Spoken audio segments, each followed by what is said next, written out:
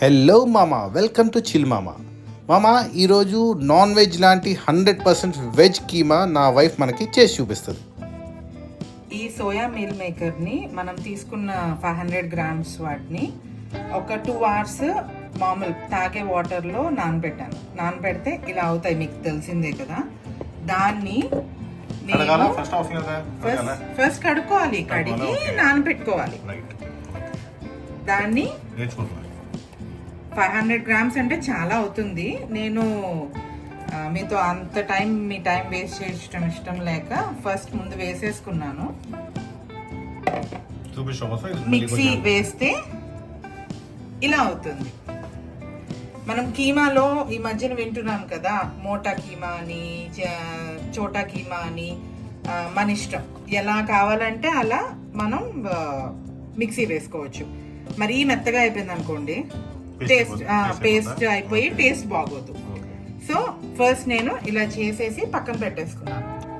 ఇప్పుడు మనకు కావాల్సిన మినిమం ఇంగ్రీడియంట్స్ అండి. ఎలా అంటే ఇది ఒక బ్యాచులర్ సింగిల్ పీపుల్ కూడా ఇది ఈజీగా చేసేసుకోవచ్చు.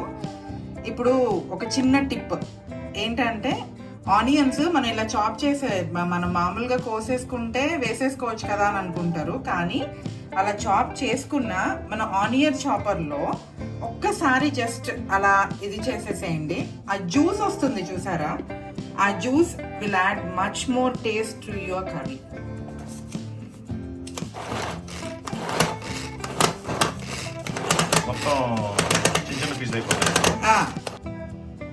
ఇప్పుడు మనం కడాయి ఒకటి తీసుకొని అందులోకి నూనె,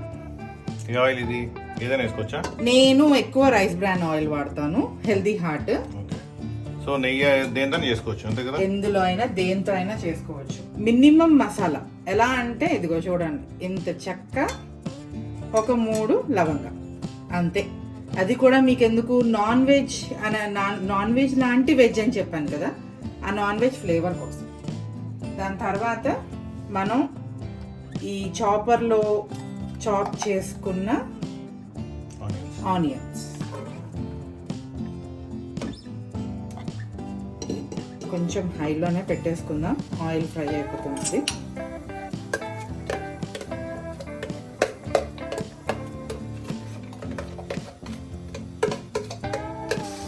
నెక్స్ట్ ఇది వేగేంత టైం మనమేం తీసుకోక్కర్లేదు. జస్ట్ ఒక చిన్న హాఫ్ స్లిట్, ఒక 4, మనం తినే కారాన్ని బట్టి. మనం కొంచెం కారం తింటాం కాబట్టి నేను పర్వాలేదు వేస్తాను, ఒక 4 వేస్తున్నాను. ఒక చిన్న ఇంతే స్లిట్, ఎందుకు అని అంటే తీసేయటానికి ఈజీ ఉంటుందండి, అంతే. ఇప్పుడు డీప్ ఫ్రై ఇంకా అవ్వలేదు, ఆనియన్స్ ఇలా ఉడుకుతున్నాయి, ఇదవుతున్నాయి అని అనుకున్నప్పుడు మనం సాల్ట్ వేసేసుకుందాం. ఎందుకంటే యూనిఫామ్గా ఆనియన్స్ అన్నిటికీ పట్టుకుంటుంది. అండ్ అందరికీ తెలిసిన టిప్పే, ఆనియన్స్ మాడిపోవు అని అంటారు కదా, అలా అది అండ్ కొంచెం టర్మరిక్. ఇది లేకుండా మన వంట కంప్లీట్ అవ్వదు కదా. మన కర్రీ టేస్ట్ అనేది, కలర్ అనేది ఓన్లీ డిపెండ్ ఆన్ ఫస్ట్ ఉల్లిపాయ వేగటం అండి. అది తెల్లగా ఉంటే కర్రీ తెల్లగా ఉంటుంది, లేదు కరెక్ట్గా మా అత్తగారు చెప్తుంటారు, ఎప్పుడైనా కర్రీ ఫ్లేవర్ ఇది గోల్డెన్ బ్రౌన్, ఆనియన్ గోల్డెన్ బ్రౌన్కి వచ్చిన తర్వాత నువ్వు వేయాల్సిందన్నీ వేసేసి ఆటోమేటిక్గా నీకు ఫ్లేవర్ వస్తుంది. అండ్ ఎప్పుడైతే వంట మొత్తం మనం సిమ్లో పెట్టి వండుతామో కర్రీ ఫ్లేవరే మారిపోతుందండి. ఇవన్నీ చిన్న టిప్సే, అందరికీ తెలుసు, కానీ నేను చెప్తున్నాను అంతే. ఇప్పుడు జస్ట్ అల్లం వెల్లుల్లి పేస్ట్ అసలు వెయ్యాలా వద్దా అని స్పూన్లో 1/4 కూడా లేదండి, కొంచెమే వేస్తున్నాను. జస్ట్ ఆ అల్లం వెల్లుల్లి ఫ్లేవర్ కోసం. మీకు వెజ్ లాంటి నాన్ వెజ్ అని చెప్పాను కదా, అందుకని. ఇది కొంతమంది అల్లం వెల్లుల్లి పేస్ట్ అంటే మళ్ళీ మాకు ఇష్టం ఉండదు కదా, వేసుకోపోయినా బాగానే ఉంటుంది, అదే చెప్తున్నాను. కొంతమంది అల్లం వెల్లుల్లి ఫ్లేవర్ అని అంటే మళ్ళీ వెల్లుల్లి ఇట్లా అని అనుకుంటారు, నాన్ వెజ్ లా అనుకుంటారు కొంతమంది. అది అందుకని వేసుకోపోయినా పర్లేదు. బాగా ఫ్రై అయితే ఈ అల్లం వెల్లుల్లి పచ్చిగా ఉండే ఫ్లేవర్ మనకి కనిపించదండి, తగలదు. సో బాగా ఫ్రై అయ్యేటట్టుగా చూసుకోండి. ఓకేనా? ఇప్పుడు గోల్డెన్ బ్రౌన్ అయిపోయింది. మనం మన వెజ్ కీమా యాడ్ చేసేసుకుందాం. చూసారు కదా దీని కన్సిస్టెన్సీ, ఒక్కటి కూడా అలా లేదు, బాల్ లాగా అలా అని మెత్తగా పేస్ట్ అవ్వలేదు. కొంచెం ఇలా మొత్తం ఉల్లిపాయలు ఇవన్నీ కలిసిపోయాయి ఇట్లా ఉంది అని అనుకున్నప్పుడు కొంచెం జీరా పౌడర్, ఎక్కువ వద్దండి చేదు వచ్చేస్తుంది. నెక్స్ట్ ఇది ధనియా అండ్ నా హర్బ్స్ అన్నీ కలుపుకొని, నా స్పైసెస్ అన్నీ కలుపుకొని నేను చేసుకున్న మసాలా అండి. ధనియాల పౌడర్ కూడా వేసుకోవచ్చు, అంతే కదా? ధనియా పౌడర్ కూడా వేసుకోవచ్చు. నా సీక్రెట్ మసాలా కావాలంటే సబ్స్క్రైబ్ టు చిల్ మామా అంటే మీరు అనొచ్చు ఇప్పుడు అదేదో యాడ్ చేస్తామని. ఏం లేదండి, మేము కేరళ వెళ్ళినప్పుడు, ఊటీ వెళ్ళినప్పుడు అక్కడ అన్నీ నేను దొరికిన స్పైసెస్ అన్నీ నేను తెచ్చుకోవటం నాకు ఇష్టం, అలవాటు. అలా తెచ్చుకొని నేను సొంతంగా నా మసాలాలు అన్నీ నేనే చేసుకుంటాను.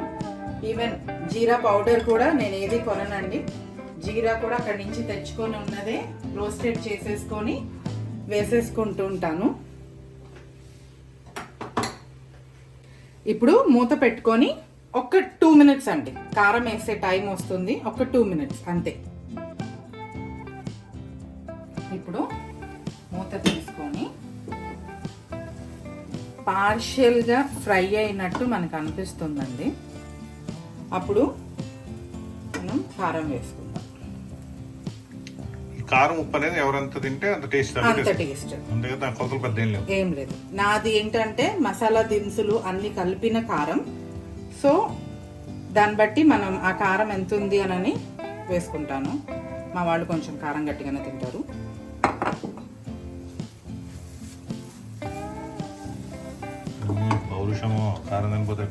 అదే అండ్ ఈ వీడియో చూసిన తర్వాత చెర్రీ బెర్రీ నన్ను చంపేస్తారండి, ఎందుకంటే ఇది చికెన్ కీమా అని, సొరపిట్ అని అలాగే డిఫరెంట్ చేసి మాయ చేసి పెడుతుంటాను మా వాళ్ళకి. లేకపోతే ఎప్పుడు నాన్ వెజ్ అంటే మా బెర్రీగాడిని చూసారు కదా మీరు, అప్పటికి ఇలాంటివి పెడుతుంటేనే వాడిని మాయ చేసేసి మీ చిల్మామ అంటుంటారు, మాయ చేసి మోసం చేసేస్తున్నావు పిల్లల్ని అని. మరి అలా చేస్తేనే కదండి వాళ్ళు కొంచెం అన్నీ తినగలిగేది. ఇది చాలా హెల్దీ, చాలా ప్రోటీన్. ఒక 5 minutes. ఇప్పుడు మనం అది రోస్ట్ అయిందా లేదా అని ఎలా తెలుస్తుంది అంటే కొంచెం రోస్టెడ్ లాగా అలా ఫ్రై అయినట్టు మనకి తెలుస్తుంది. అప్పుడు it's done, time to add కొత్తిమీర.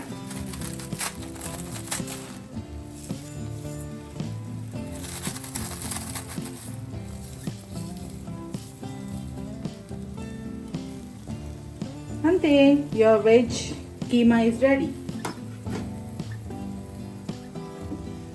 ఇప్పుడు ఫైనల్గా మరి మీ చిల్మామ గారు ఎంట్రీ లేకపోతే ఈ వంటకు రుచి ఎక్కడ ఉందండి? ఆయన పిలిచేద్దాం, ఓకేనా?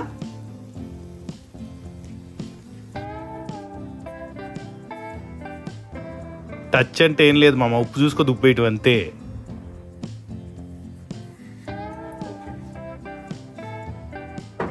అలా వచ్చి అలా టచ్ ఇచ్చేసి చీఫ్ చెఫ్ అని పేరు కొట్టేశారండి.